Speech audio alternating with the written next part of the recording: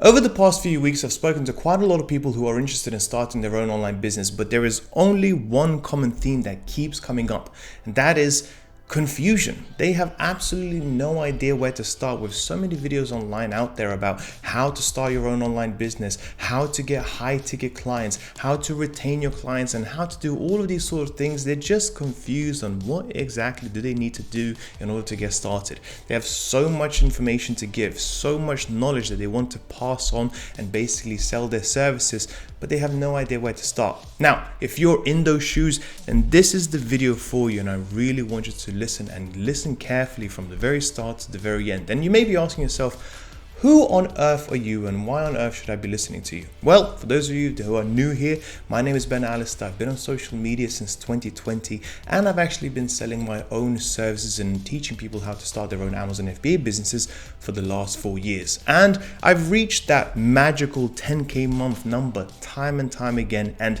I'll be honest, guys, if I can do it, and I am no genius, so can you. Now, do I know as much as, say, Alex Hormozi or Iman Gadzhi? Hell no. But in my opinion, sometimes you have to listen to people who are a lot closer to where you want to be than somebody who is worth hundreds, if not millions and billions of pounds that are just way further ahead than we are at the very start. So with that being said, let's try to eliminate distractions for the next few minutes, because this video can be really helpful in you starting your own online business. Let's crack a can of Monster. And I believe these are really unhealthy for you, but anyways.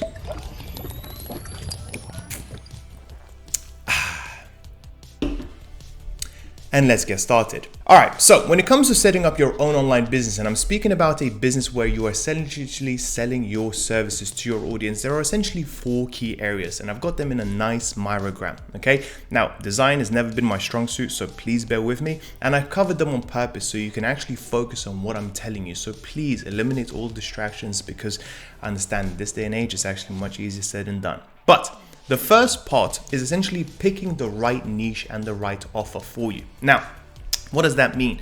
Well, picking the right niche actually matters a lot, because you have to be 2 things. Number 1, you have to be knowledgeable about it. And also, secondly, you have to be really passionate about it. So back in my days, when I started in 2020 and I started speaking about Amazon FBA, I actually by then sold over £500,000 worth of product on the platform. So clearly I knew a thing or two about how to actually sell on the platform, given that I've done it for quite a while.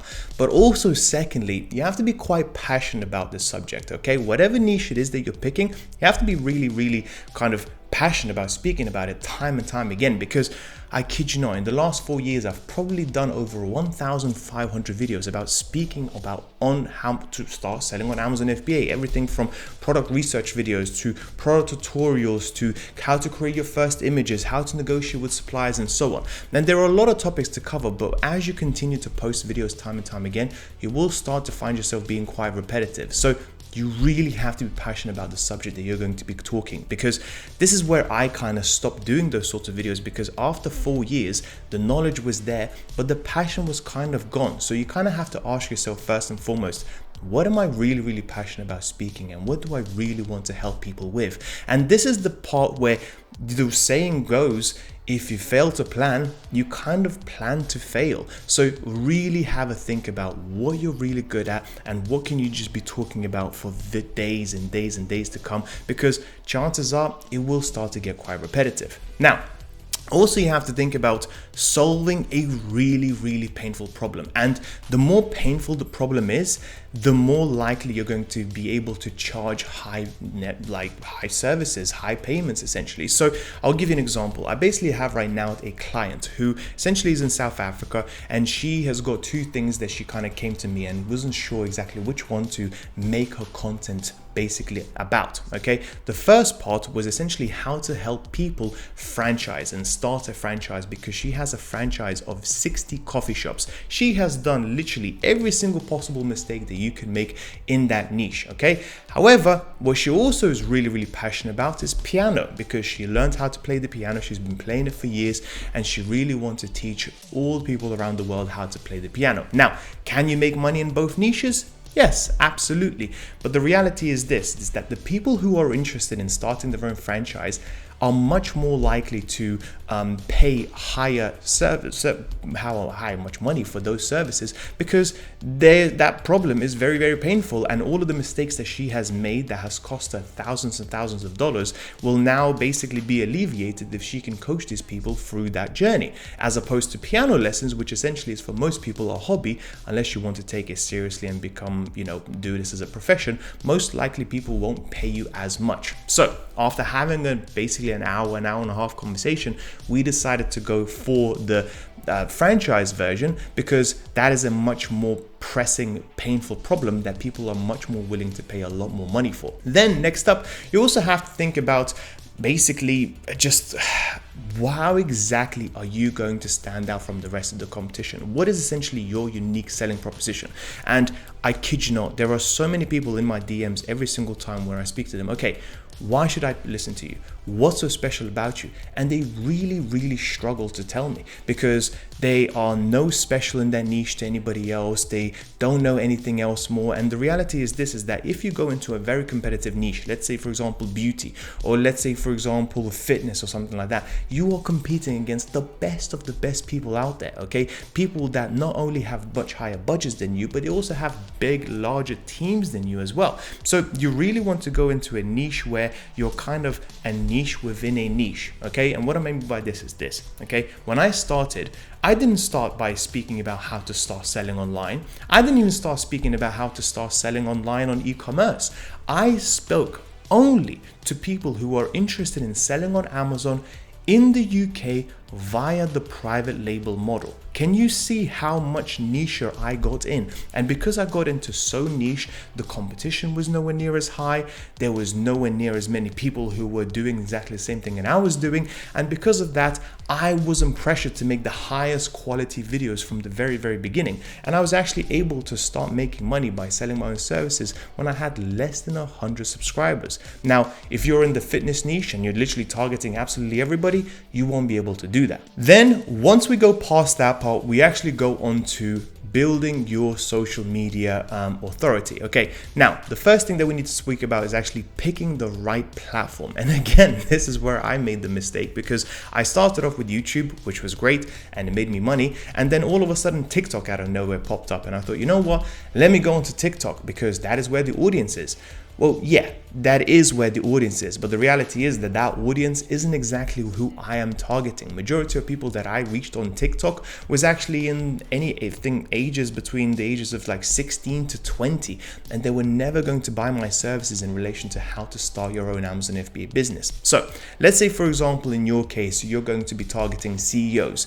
Then instead of going for just the most popular platform out there at the moment, maybe go for platforms like LinkedIn or Twitter, because that's where most CEOs are at.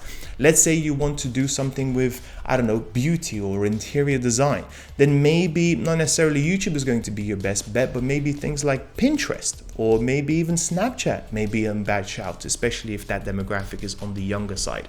Okay, so always make sure to pick the right platform and just start with one, okay? And think about who is your target audience, who exactly is it that you want to reach, what is their age, gender, what do they do for a living, what their interests in are exactly, and then research as to which platform aligned with that audience the most.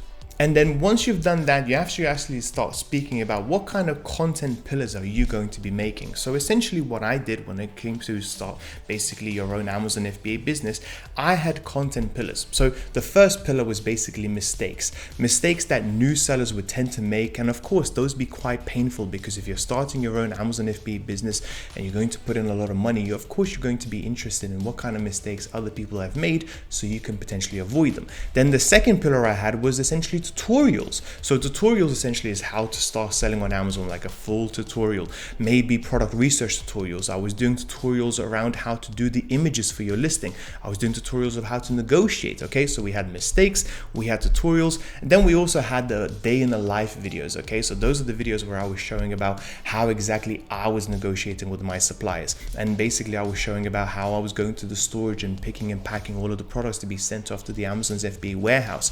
So I essentially literally had 3 to 4 pillars that I was literally rinsing and repeating each and every single week, each and every single month, which made my strategy a whole lot easier. And I could basically look into the analytics and see which videos were performing the best. So you essentially, if you, let's say, were to go into beauty and start speaking about makeup tutorials or something like that as well, you could do makeup mistakes, makeup tutorials, day in the life of a makeup artist or whatever, and then maybe pick another pillar as well, and then literally rinse and repeat and see which ones are actually working the best for you. And also, never ever ever forget the 3-to-1 rule when it comes to social media. In other words, this is where the good old book by Gary Vee, Jab, Jab, Jab, Right Hook, really comes in. And it really is important when it comes to short form content. In other words, you want to give as much as you can and then possibly take. I, matter of fact, go as far as saying give all the time and never take. But what that actually means in reality is this: you want to give as much value as possible before trying to sell people something. Because the reality is, in my opinion, is that if you give again and again and again, you give some really useful information, people will go out of their way to check out your description, to check out your links. They will go out of their way to check out your website and your landing pages and DM you. So you don't necessarily need to ever actually ask for anything. So what you want to do ideally is focus always as much as you possibly can about giving value to your ideal customer, your ideal audience, without ever really expecting anything in return. Because if you continue fill up that cup of goodwill, so to speak, with your audience, essentially eventually those people will start coming and actually reaching out to you, booking the calls without even you needing to ask for anything. All right, so now that we've spoken about picking the right niche and actually building your social media authority, the next part we need to do is actually turning your followers into buyers. And this is a really painful part for me to speak about, because it is one that I messed up on so much, and it actually cost me thousands, if not hundreds of thousands of pounds by not doing it from the very beginning. This is something that I actually learned about in 2024, and it's so annoying because I started in 2020 and it took me 4 years to figure this out. So hopefully by you watching this video, you can actually shorten the gap of the mistakes that I made. And the mistake that I made is very simple, and that is not building an email list. Okay, it is so important, because emails convert better than any other social media platform out there. It converts better than YouTube, it converts better than TikTok, than Instagram, than any other platform that you can think of. Okay, because the reality is this: when you get a bank statement, you get it to your email. When you get holiday tickets, you get it to your email. When you buy something, you get an email confirmation. So essentially the mindset that you have when it comes to your emails is very different than the mindset that you have when it comes to Instagram or TikTok or YouTube, okay? There you're going for entertainment and some education, whereas emails you take a lot more seriously and you read through them very carefully. So getting that data from your audience is really important, because guess what? If you ever were to maybe sell your business one day, or potentially, I don't know, do something with it, okay? Or let's say, for example, launch a new product. Well, what's going to happen is you're going to use those emails to tell people about your offer. Now, you can easily post videos on social media, but with different algorithms on different platforms, who knows how many people you're going to reach. Whereas with email, you post out one email to, let's say, 10,000 of your subscribers that you gathered over the months and years, and you know for a fact each and every single one of those subscribers have at least received that message and now are aware of the offer that you have, okay? And also when it comes to selling the business, every single time people are going to be looking to buy your business, the very first question, or one of the first questions they will ask is, how much data do you have in your audience? How much data do you have in your customers? How many emails do you actually have? Because that information is super important. I, for example, have used emails very effectively by pulling people from social media and actually giving them something of value each and every single day. So for example, if you sign up to my emails, you essentially will get one tip every single day for the next 30 days of how to improve on your online business. And this is just building that goodwill with your audience each and every single day, to the point where the audience will ask, hey, if he's giving me so much value away for free each and every single day and continues to show up to my emails each and every single day, and I see him in my inbox every single day reminding himself, then what would happen if I actually pay for his services? If he's this helpful for free, how much value could I potentially get about his services? And when I moved away from having just a social media only strategy to having an email strategy, my calls, my sales calls, my customers at least doubled, because they all of a sudden said, hey, I was watching your videos for about 8-9 months, completely forgot about you, but then I started getting emails from you each and every single day, and I thought, you know what, January, let's get started, let's start this business, let's get a move on, and therefore decided to give you a call. And this is the power of emails. Now, a lot of people that have been skeptical around emails think, hey, it's not 2014 anymore, they're completely dead, nobody reads them anymore, nobody buys from them. But believe me, it will be so powerful when your business has anything between 5,000 emails and above, when you can literally just post up a broadcast and you see sales coming through the door each and every single time you make a new email. That is the power of social media, but more importantly, that is the power of having good nurtured audience in your email list. And then last but not least is, of course, scaling it to 10K per month using very simple systems. Now, the reality is this, guys, 10K a month is not a lot on social media. That's just the truth. Now, it's going to be simple, but it's not necessarily going to be easy. The simple part is the fact that you don't need to get any, DM closers or appointment setters or build out these fancy systems that you speak and see on social media each and every single day.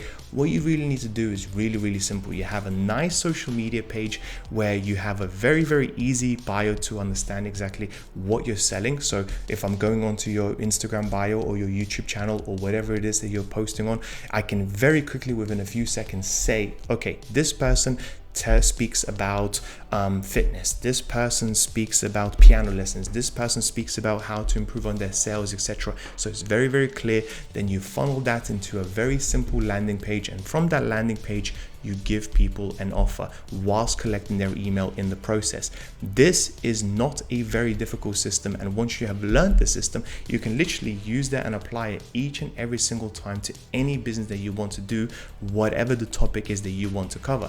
And reaching that 10K, you can easily do it without employing anybody. Okay, now once you go past the 10K, 20, 30, 40, and you actually want to start pushing those numbers, you have left your 9-to-5 and you actually want to build this business up, of course you can start employing people, and you may actually have to in order to continue to scale up.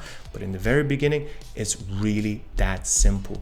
A nice simple social media page where you give people a lot of value, you push them onto your nurture campaign on emails, and you push them onto your lead pages, and then you try and book as many calls as you possibly can. And the reality is this also, guys, is the fact that if you have a really simple sales process, it will actually increase your conversions, because the more barriers, the more things that your audience has to click on in order to do this or in order to do that, you will see a drop off each and every single time there is a click. Okay, so the more simple your sales process is at the very start, the better your conversions are going to be. There is no need to have a website with 10 different pages on it where people can just get distracted and click off. One landing page, one simple offer, and it's really that simple. And ideally, for most of you watching this video, the first simple offer should be a one-to-one coaching program, regardless of what you're doing, because this way you get to learn more about your audience, you get to give them as much value as you possibly can because they're getting personal one-to-one time with you, and you also get to understand exactly what your audience pain points actually are. Now, you may think you already know them, but by speaking to 10, 20, 30, 40 different people and coaching them throughout their problems,